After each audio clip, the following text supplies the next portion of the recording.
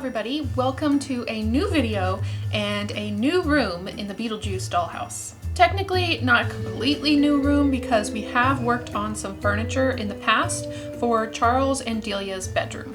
I will link that in the description box below if you want to see how I made the furniture. But today I'm going to be working on the walls, floor, and ceiling of the room. As with every other space in this house, this is a very uniquely Delia design. From the reference, you can see that the walls are hand painted and they're painted all over. So the baseboards, doors, everything is painted exactly the same. And I'm pretty sure this was done with like brush strokes by hand back and forth.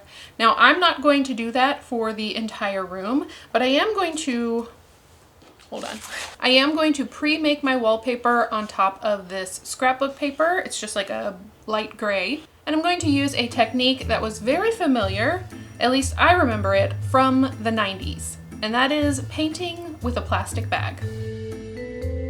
The reason I've decided to go with this method is because I have a feeling if I was doing hand brush strokes as small as they would need to be, I don't think I could be very consistent over as many sheets of wallpaper as I need to create. I'm going to be making 4 sheets that are this same size. By using the plastic bag, I feel like I have a bit more control over the coverage of each color that I'm putting down on the sheet of paper. I'm starting with brown because there's definitely a warm tone that's on the walls in the reference, and I'm leaving my original wallpaper next to me so I can try to match the coverage on each page. Next, I'm going to be using a white to go over the brown. This is going to be a bit more sparse than the brown color was. And then after that, I'm using a darker gray. And again, this is going to be a bit more sparse than the white. And I'm just doing this to my eye to kind of guess what might look good. And then once I'm happy with it, it's kind of hard to know like when to stop. But once I'm happy with it, I'm adding a layer of Mod Podge. I do like to Mod Podge my walls, or at least put some kind of coating over the wallpaper. I find that this really helps if I accidentally am like using a brush inside of the room and brush the walls. It's easier to clean off any paint or any marks that I accidentally make. Now it's time to wallpaper the inside of Charles and Delia's room. This is a very awkward room shape, and I'm about to make it even smaller and more awkward with this small piece that goes in the corner. It is there to cover up the area where the wires come up from the first floor and go into the second floor ceiling and then up into the attic floor. So it is a pretty important wall, and I am going to put a fake closet door on the wall. After adding glue, I used 1-2-3 blocks and masking tape to hold it in place, and then I reinforced it with some hot glue once everything had dried. So now that that's done, I can start with the wallpapering process. All of my wallpaper had dried completely. It is a square, so I knew part of it was not going to be used, but this is a lot of times how the scrapbook paper comes. But I may need some extra strips here and there, and because the pattern doesn't go one way, I can still use those bits in another part of the project. To install my wallpaper, I'm going to be overlapping the paper at the corners. So before I install my first piece, I am folding over just about 1/4 inch of paper that's going to end up being tucked into the front corner of the room. I'm making sure that that is pushed all the way in. I don't have any glue on the wall yet. And then I'm going to wrap it all the way around the wall to see where I need to make my other fold so it ends up in the corner of the next wall. So I'm going to fold that over, and now I should have a perfectly sized piece that's going to fit against this wall. And then my other wallpaper pieces that come in the future will overlap that corner piece. I also need to cut out the door. It's going to be easier to do this before I apply my wallpaper. Before adding the glue, I do want to sand down the walls just slightly and then remove any of the sanding particles. I'm using Yes Paste, which is my go-to from now on for any wallpaper application. It stays tacky for the longest amount of time, it's easy to apply, and you can reposition your paper if you get it in the wrong spot. You just pull it away and try again. So I love Yes Paste for this purpose, and I will never use anything else. And I find I get the least amount of bubbles and mistakes. To start the next bit of wallpaper, I'm going to line it up in the corner that I previously made. It's going to overlap that 1/4 inch that I had on my previous sheet of wallpaper. I'm going to bend it along any areas that it covers so it gets tightly in the corner, and then I'm leaving another little 1/4 inch on the other side that's going to be the area where my next strip of wallpaper goes. And I'm just going to keep doing this until all of the walls are covered. And I feel like this gives it a nice tight wallpaper, and any of the corners don't have any white showing through because I did that extra corner bend that goes underneath the next wallpaper piece. I also did the removable wall, so it has wallpaper on it as well. And yeah, so the wallpapering is officially done and I like it. If for some reason you really enjoyed how the wallpaper came out, this is really all I have left of it. I have a few other scraps, but if you did like it, there is a free download for you in the description box below. You can just download it and use it in your own project. I really like working on the walls before I get to the floor, just in case I drip any glue. And even when I'm using Yes Paste, sometimes the Yes Paste can kind of build up at the bottom. And then after I'm done creating the walls, I can go and scrape away the excess glue. So now that the walls are done, I can work on the floor. And I had to look back at how I did Lydia's room because Lydia's room is on the same level as this room. And if I'm doing wood plank flooring in both rooms, they should probably look pretty similar. So I checked back on that and then got started on the floor. Off camera, because I have done this a million times, I created a pattern for my floor by using scraps of paper and masking tape. This was a little bit trickier than some of my other places because of the curved wall, but I just did multiple smaller sheets of paper and added them on top of each other until I got the curve. Now I'm transferring all of this onto a sheet of poster board, and the poster board sheet is going to be my base on which I build the floor on top of. Now I should have tested my poster board at this point. I don't know why I didn't, because then I could have figured out if it was the exact right size to build my floor on top of, but I do test it once I get my floor done and it's not that hard to cut down. I'm using Yes Paste once again to start laying down my individual strips of poster board.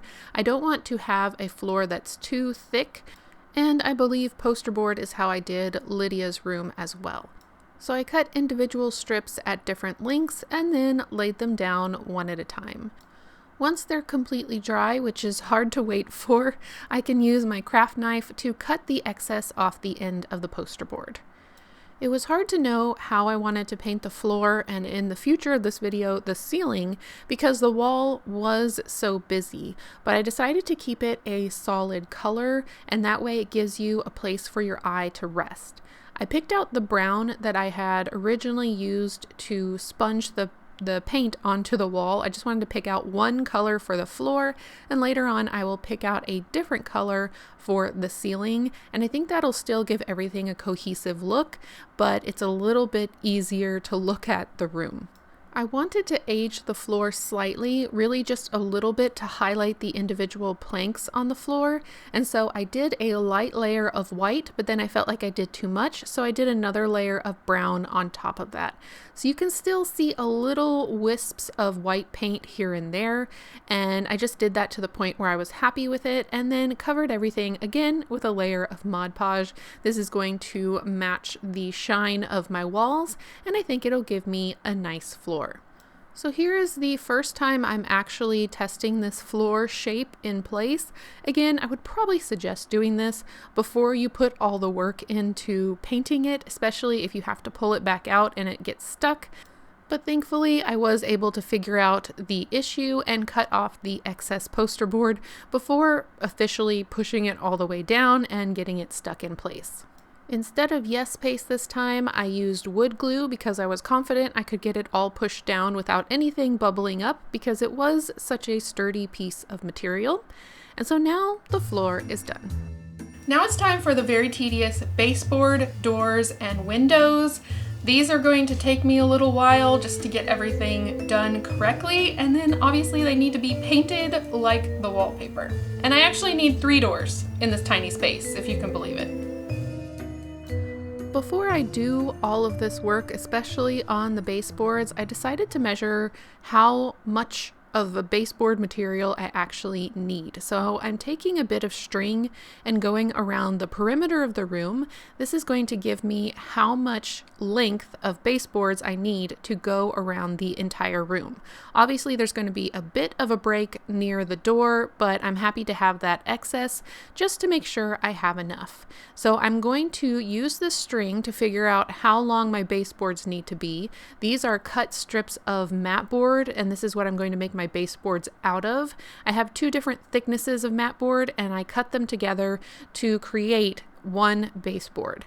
The string let me know that I needed 3.5 of these pieces, and because I want to go ahead and make the crown molding at the same time, I'm going to make a total of 7 of these pieces, and I'll know that I have enough for the baseboards and the crown molding for the entire room. And again, because I have several doors in the space, I know I will have a bit extra to work with if I happen to have any baseboard issues.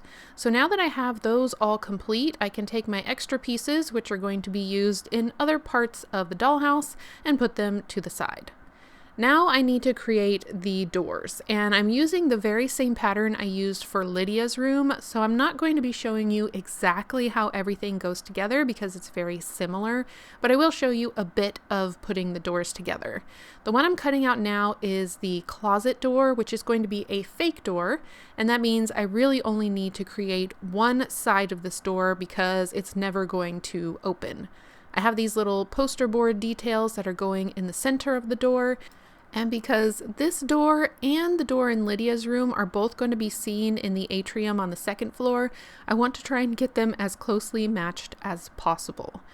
Similar to Lydia's door, I am going to hinge this one so it can open, but I am hinging it with fabric. Specifically, I am using this organza ribbon, which I have really enjoyed using as a hinge in multiple miniature projects lately. I'm going to sandwich that in the door construction. So here you can see all 3 doors. I have a little attic access door that goes underneath the stairs. I have a bedroom door, and then I have the closet door, which is fake. And really the only real door is going to be the bedroom door that I'm working on right now. That's the only one that's going to actually open. Now, the trick with this is that it's on a curved wall, which I knew would be an issue when I created it on a curved wall, but I went and did it anyway. So I had to recut these horizontal brace pieces with a bit of a curve on one end. And I actually cut 3 of these because there's 3 points in which the frame for the door needs these horizontal pieces.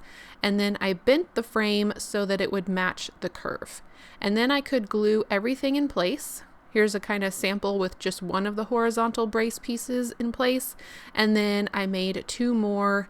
There is one on each side of the transom window and one at the base of the door frame, which is going to help keep it in line when my door goes in place. Before adding the door in, I'm going to go ahead and paint it with a base coat of gray. This is the gray that I had that was closest to the base color of the wallpaper paper. It's still not 100% a perfect match, but that's one thing I've learned in this project. It's very hard to match grays to other grays. While I was working on my doors, I had my 3D printer printing out this window. This is similar to the windows I used on the first floor. And while I was sanding, I had a sanding accident, so thankfully I had Band-Aids nearby. Thank you, Rachel, for the Batman Band-Aids. They come in handy. So while I was painting the doors and the baseboards, I went ahead and painted the window as well because they all need to match, and they're all going to have to match the wallpaper because everything has the same brown, white, and gray paint that is kind of splodged on top of it. So here we go again with the plastic grocery bag. I'm just going to go over the top of the doors, and this was much easier to do without the doors being in the frame. I feel like I did a little bit too much white, and you will see once the doors go into place, they do stand out from the wall a little bit more than probably in the movie reference, but I do end up liking that. So here is the ribbon. I pulled through a slit in the side of the door frame. I had previously cut that slit because I knew I was going to have to pull the ribbon through. And then I'm just going to use glue and glue that down to the side of the frame so that the ribbon is connected. And then once that is glued down and dry, I should be able to open and close my door. And again, it doesn't fit perfectly in the frame because the frame is curved, but I don't think that's anything anyone's going to notice by just looking at the door from one side or the other. So now I have every single piece painted, all the frames are painted, all the little bits and bobs are painted, so it's time to attach them to the room. Instead of struggling with the closet door and trying to get it perfectly lined up with the trim that goes around it inside of the room, I've decided to work on top of a piece of black cardstock. And the benefit to this is if there is any gap between the trim and the door, it looks like there's a dark space behind it because it's up against the black cardstock. If it was up against my wall, it might look a little bit too light and give away that it's a fake door. And then I'm going to do the same with my little attic closet space access. This one is going to probably be the most camouflaged and the most hidden, and really only people who have watched my videos are probably going to be able to pick it out and know where it's at. So now my doors and trims are connected. It's going to be much easier to get them into the space and make them look correct. I probably should have added the Mod Podge finish before I attached everything together, but I didn't, and I needed to do that so that it blended in with the wallpaper. So here's my comparison. As I said, they're not a perfect match, but I do think it helps all of the work that went into the doors stand out a little bit more from the wall, and still gives you that look of it just being like overly complicated and just so much paint everywhere. I now need to add in the acetate into my window and the transom that goes above the door. I am just going to be gluing this on top of a piece of transparency. And then the window was printed with two different frames. So I painted one side white, which is going to face outside. So that's going to be the outside side of the window. And then the gray painted side is going to be inside of the room. Those are sandwiched together, and then once they are dry, I can push them into my window frame, which is going to permanently glue everything together. And here is the finished window, ready to be installed into the room. The transom above the door was done in a very similar way, so I did that off camera and put that into the door frame. Now, before I get too far and forget to add doorknobs, I am going to do that now. I made these doorknobs with the exact same pattern and the same way that I did for Lydia's room because I want all of these doors to match. They are a little oversized, but I kind of like that. And then I just made a simple little kind of like a castle door handle type shape for the attic door that's going into the wall. And then I put some shiny Mod Podge on top of these. The other Mod Podge I was using was matte, and this is shiny just to give it a little bit of shine to catch your eye when you look inside the room. So after all of that, everything is ready to be installed. I'm going to start with my non-working doors, which are going to be the easiest because I simply just glue them in place. And then I'm going to move on to some of the more complicated pieces that need a bit more adjustment and close cutting, I would say, to make them work.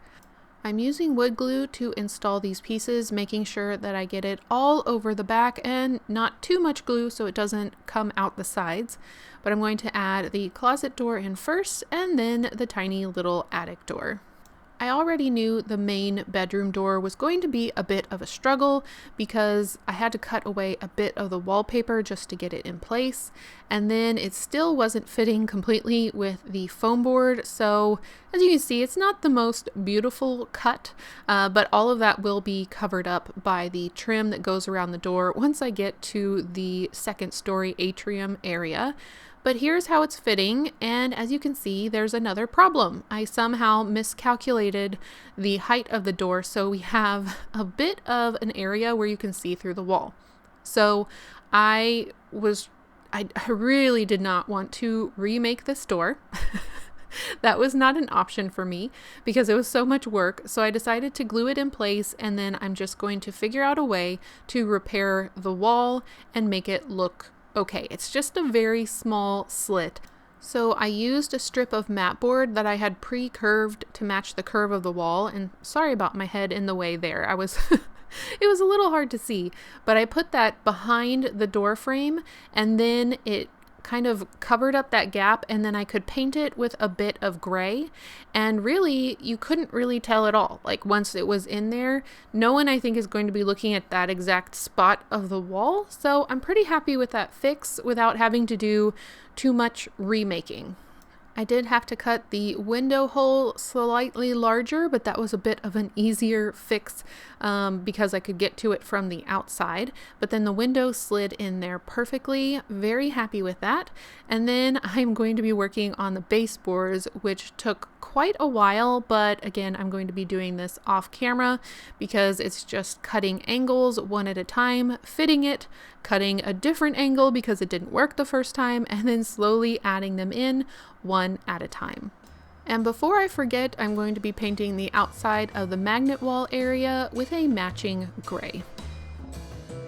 After working on all of that, it's time to take a detour into some furniture fixing and a new accessory. About a week or so ago, I did a live stream over this painting that I saw in the reference while I was trying to figure out Delia's walls. I'm gonna go ahead and edit that live stream down to a very quick couple minutes so you can kind of see how that painting came along. And it was very much thanks to the people in the comments during that live stream helping me see some of the details and putting them into my own hand-painted painting. So thank you if you were there and helping me. The painting started off pretty easy. I knew I wanted to do a gray background, and then I could start building up some darker edges with black paint, and then I added a bit of blue and just kind of blended everything together. Then it started to get more complicated as I started adding some of the white and the big red splodge. And of course, the most complicated part about this whole thing is going to be getting the human figure correct. So I'm painting that in as a white blob at first, and then it was just tiny little corrections, tiny little details being changed throughout the entire process. And I had people in the comments saying like, oh, I think it's more of like a triangle shape, or I think it's like straighter, or I think it needs more of a curve, or there needs to be more of a shape to the back of the head. And that was really helpful. It helped me kind of analyze what I was looking at when it came to the painting. And then at some point someone said that the elbow was too high up, so I had to change the shape of the elbow. And the whole process was just really fun to do with an audience and people really trying to help me, because I know a lot of people in my audience have their degrees in art or constantly create art, and really just having multiple eyes on my reference, trying to pull out individual details, that's what made this painting come together in the end. I wanted to put it into the room just to get a feel for everything. And of course I had to add the bed in place, and the bed I made last year sometime. Delia's bed is this modern looking canopy bed. So it has like a top part, it has a top railing to it, and it's just gigantic. This is Delia's bed. So as I was putting the bed and the painting that I just finished into Charles and Delia's bedroom, I realized just how much this canopy part fills up. And I know it's just like sticks and there's like air in between, but it really makes this bed feel like a cube that takes up all of this space. So I am very much considering chopping down the bed, which is scary because the bed is already finished. I did the spray finish to make it all shiny, and let me show you how everything is looking in the space. And I think you might agree with me that chopping off the canopy is the right decision. It's such a small space, and that's what I've come up against every time in these rooms, is the rooms don't fit in the house. The rooms don't fit in the house. And so I'm having to make changes so that I have a decent view into each room, showing you each piece of furniture, even though nothing really fits. First, I'll put the bed in.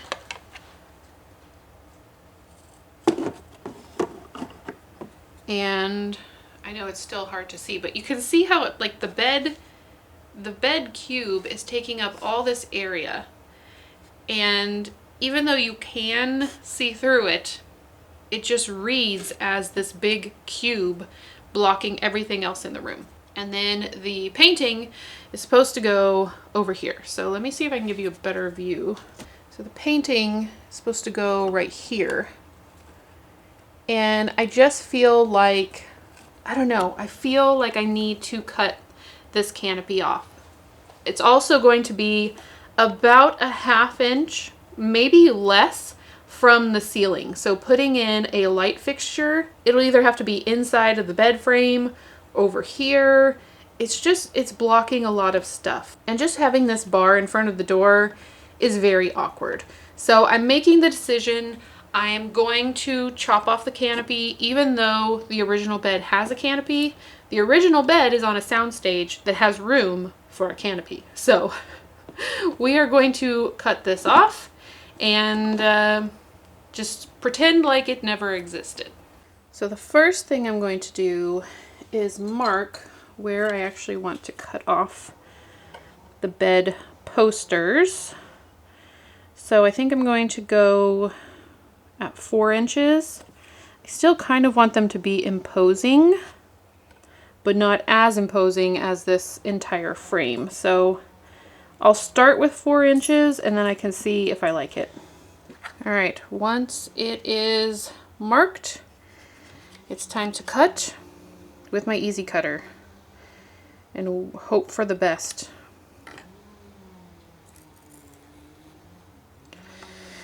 Okay, no turning back now. Try and line it up. There we go. And then chop through. All right, well, decision has been made. The first cut has been made. No longer attached. I'm going to do that to the other 4 sides. All right, there's my final cut. Now we have this little short stubby bed, but I think it's going to work a bit better in the room. So here's the room again with the bed, and I know it's kind of hard to tell from this perspective. Let me see if I can move you over a little bit. But it's better. And putting the painting in here is just so much easier to see. I like that the lines of the bed are not interrupting the door as much. It's still very squishy in there. It's still very, it would be very difficult to get around in this room, but the eye line of looking in is just so much better. And hopefully any Beetlejuice super fans will forgive me for cutting the canopy top off of the bed, and I'll still have the little pillow with the lipstick mark and everything, but I'm super happy with this decision. I do not regret it, and I think it will ultimately help the view into this space. Now I can just do a glossy black paint on the ends here and see if that gloss matches the sprayed gloss of everything else. Hopefully it will, because I can't respray everything with gloss because it is now a made bed and all of the fabric is glued down to the bed. So after sharing this with my patrons and members, they suggested I could even cut a little bit more off of the footboard of the bed, which would give a bit more eyesight to the rest of the room. And so I did that and then repainted it with the gloss paint, which I did end up liking, so I'm glad that was a quick fix. I know that really didn't fit into the category of this video, which is walls, ceiling, floor.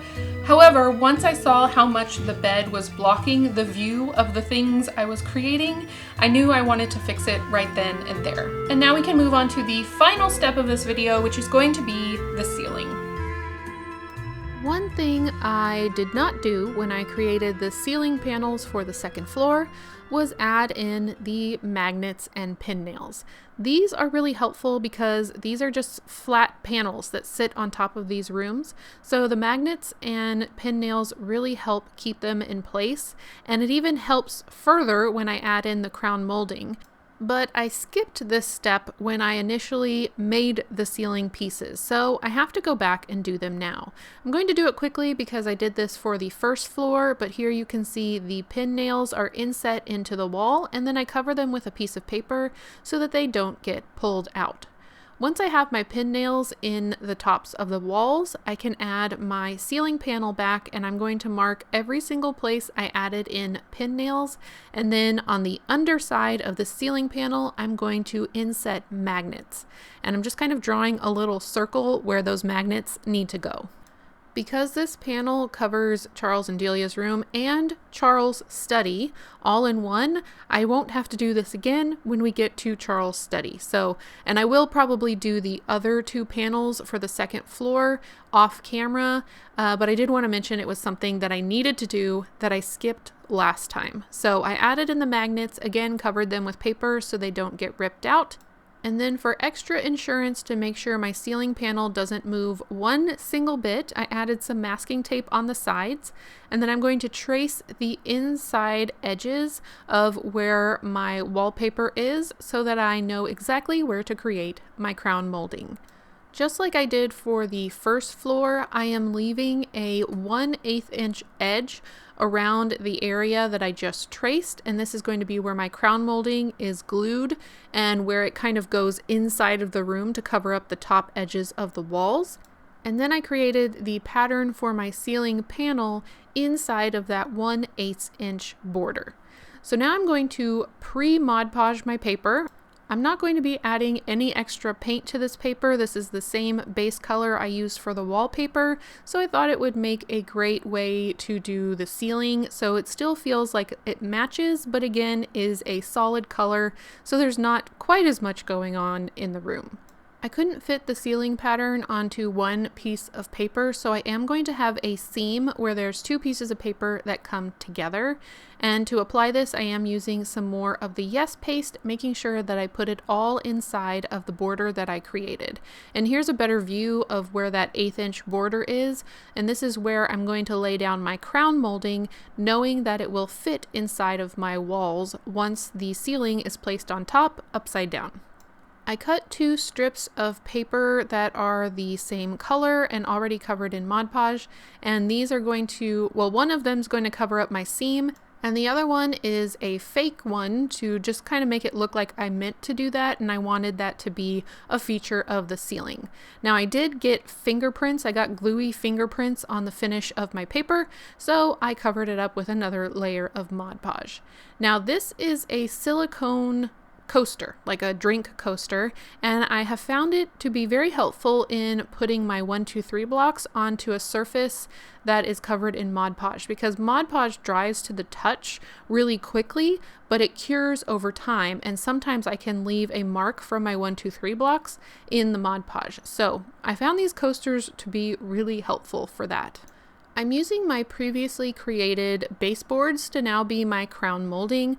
I'm cutting it to shape and pushing it as close up against the edge of my ceiling cutout as much as I can. And the closer I get to this, the better fit it's going to have once I turn it over and put it inside the room. So I'm using my 1, 2, 3 blocks and extra cutoffs of foam board to push it up against the back of my crown molding as it dries to make sure it's as tight as possible. So here's how it looks once everything is in place. This is much easier to do than the baseboards because I'm not trying to work inside of a room, but it did fit in place, which is the first like yay moment where everything fits, and it's a great fit. Nothing feels like it's moving around too much. And so now I can add in the furniture. This is always the most fun part where I get to see everything coming together. And not everything is complete. We still have one more video to do, but I just couldn't help myself. I had to see how everything was looking. And what I did notice is that this piece of furniture very much blocks the closet door, but because the closet door is pretty much camouflaged in the room, I'm not going to do anything to fix it. I'm not going to do anything to change it. It is what it is. So I'm gonna stop talking and let you see how this room is looking.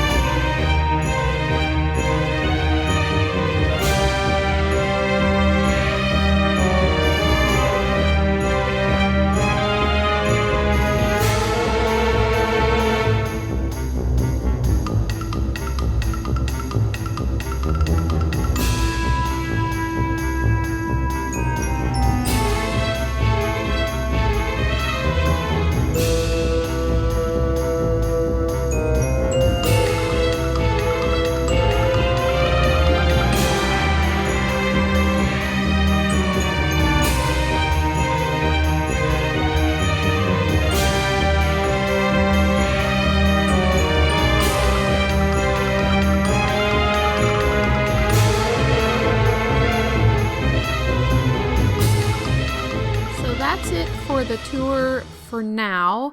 I definitely have an idea for this wall. This wall is looking very plain, and this is the wall that's going to be open when people are viewing the project. So that idea and installation will be coming soon. That's all I have for you in today's video over Charles and Delia's bedroom. I have one more video I need to do over the space, and that is going to include some details such as lamps, wall hangings. Oh, and drapes is the other thing I need to do. And I'm going to do that all in the next video, and then this room will be wrapped up. After that, I can move on to Charles' study, which is going to be painted brown, which I'm very excited about. It's going to be lots of bookcases and lots of books. I'm excited to be able to call this space done, except for the lighting. And then the lighting also needs to be done for Lydia's room, which I completed, I think last year sometime. So I'll probably do another video where I'm doing all of the light fixtures and all of the lighting for the second floor once everything in the second floor is done. I do want to say one quick update for those of you who have been following me for a while and maybe have been interested in going to some of the miniature shows that I've been at. Last year, I visited the Chicago Spring Showcase and the Tom Bishop Show, and I had decided to hopefully be at the Spring Showcase this year. Well, due to circumstances outside of my control, that has not been possible for me, so I will not be at Chicago this year, but they already have my deposit for next year. I will be at the Chicago Spring Showcase next year. However, I've already heard it's going to be an amazing show this year. I will put the dates on the screen if you want to go check it out. The person who runs the Chicago Spring Showcase has been so kind and understanding, and I really appreciate her help. And I'm really looking forward to next year. I will be at the Dallas Miniature Showcase, which is my home show, which is much easier for me to get to. I will put the dates for that show as well. I will have a table there in the showroom, and I will be teaching a class. That is going to be the only show I'm going to be able to make this year. The only other place I will be showing up is at the Miniature Museum in October when I take the Beetlejuice house out there, and there will be, I think, some events happening around that, so I will let you know when we get closer to that time. Thank you so much for watching. I hope you all are having a wonderful week, and I will see you in the next one. Bye! So here's a little tip from me to you if you're doing a foam board dollhouse like I am.